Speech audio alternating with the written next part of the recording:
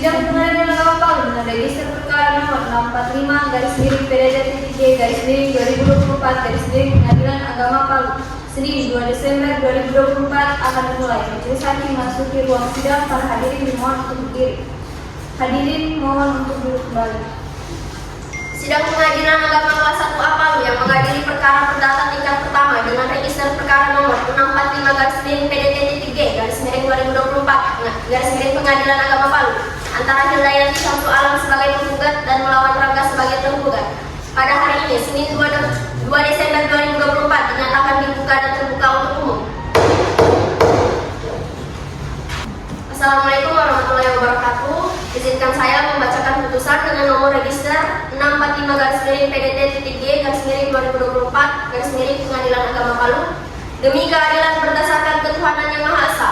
Pengadilan Agama Palu menang yang memeriksa dan mengadili perkara-perkara tertentu pada tingkat pertama dalam sidang majelis telah menjatuhkan putusan sebagai berikut.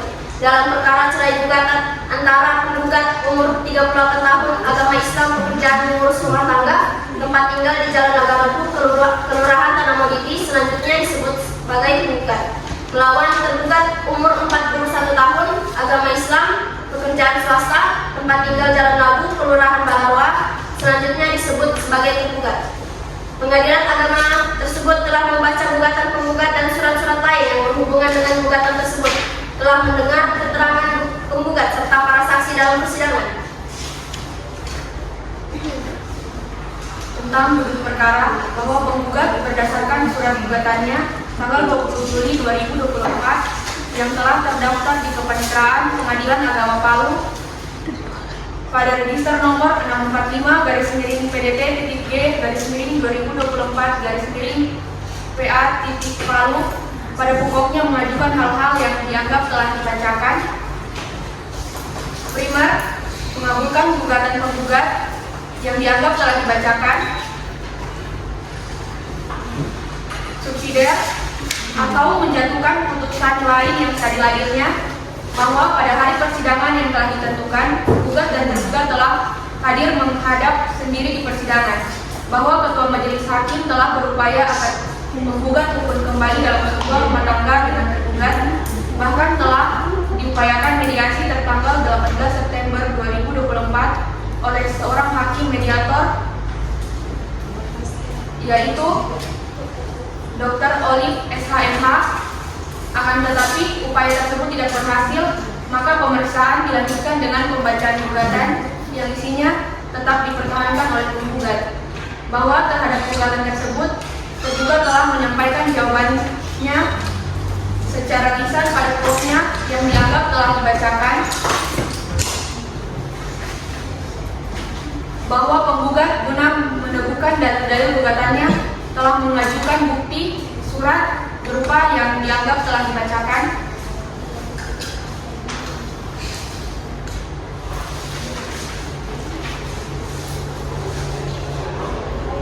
bahwa tergugat mengakui dan membenarkan bukti P1 sampai dengan P3 tersebut, bahwa di samping bukti surat tersebut telah pula didengar keterangan yang dianggap yang di bawah sumpah dua orang saksi keluarga atau orang yang dekat dengan kedua belah pihak, yaitu yang dianggap telah dibacakan.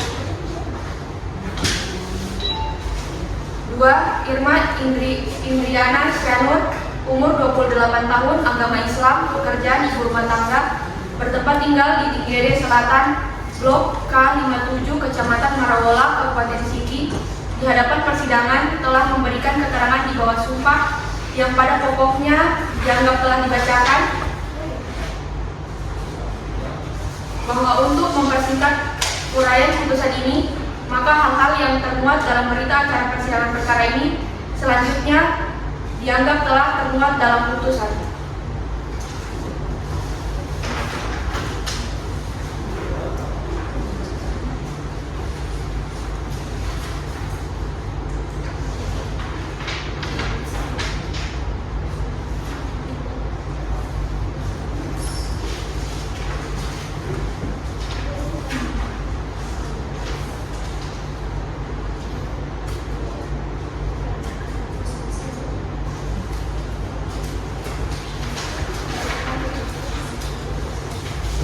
tentang pertimbangan hukum. Menimbang bahwa tergugat juga didampingi oleh kuasa hukum yang bernama Sunarti SHMH berdasarkan surat kuasa khusus nomor 121/SKK/Deluna Law Firm /2024. Menimbang bahwa surat kuasa yang diajukan tersebut telah dilengkapi dengan fotokopi berita acara penyumpahan dan kartu tanda pengenal advokat masing-masing berlaku hingga tanggal 27 Januari 2025. Oleh karena itu, surat kuasa tersebut telah sesuai dengan ketentuan pasal 4 ayat 1, pasal 30 ayat 1 dan 2, dan pasal 32 Undang-Undang Nomor 18 Tahun 2023 tentang advokat. Dengan demikian, kuasa hukum tersebut berhak mewakili tergugat dalam perkara akuo.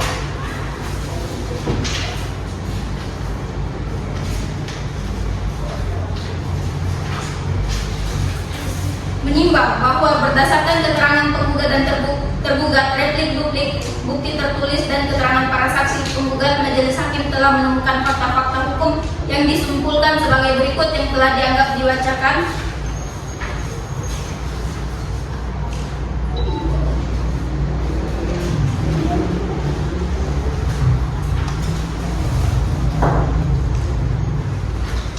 Menimbang bahwa perceraian yang dijatuhkan oleh Pengadilan Agama Palu adalah talak satu bayi sugra, maka sebagaimana maksud pasal 119 ayat 1 kompilasi hukum Islam bekas istri dalam kurung penggugat meskipun dalam masa iddah tidak boleh rujuk dengan bekas suaminya dalam kurung tergugat, tetapi keduanya boleh melakukan akad nikah baru.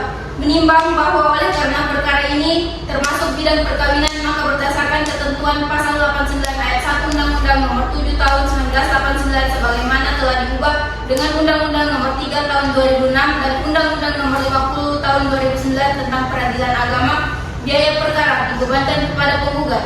Memperhatikan pasal-pasal dari peraturan perundang-undangan yang berlaku dan hukum syariah yang berkenaan dengan perkara ini. Mengadili 1. Mengabulkan gugatan penggugat. 2. Menjatuhkan talak 1 bin subra tergugat alias Rangga kepada penggugat Hildayanti Syamsul Alam. 3.